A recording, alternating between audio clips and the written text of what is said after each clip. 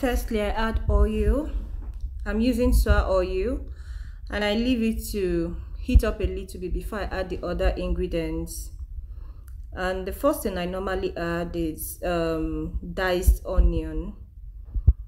Then I put it in the pot, and I wait for it to fry a little bit in the oil before I add my blended tomatoes, pepper, onions into the mix. I don't know about you, but there's something about Nigerian tomato stew that is something else. This tomato stew is really, really delicious and very easy and simple to make. You know, the first time I made stew, I made a mess of it. I think I was 11 or something.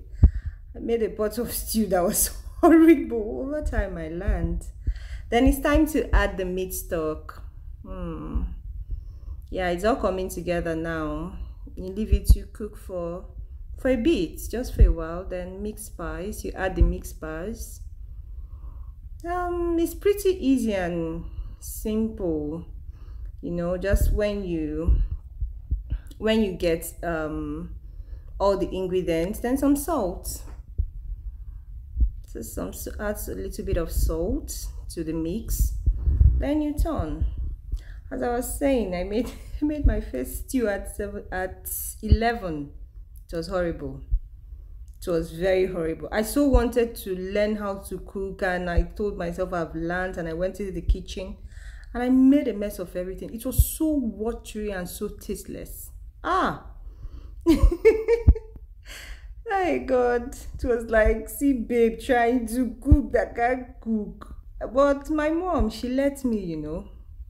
She was like, if you want to, if you're so passionate about this, do it. This is my protein, half cooked protein. If you're wondering what's on top of it, it's just laced with pepper, dried pepper, some dried pepper. I take a lot of pepper, especially in stew. I take a lot of pepper. Most times I don't, but when it comes to stew, tomato stew, I love pepper.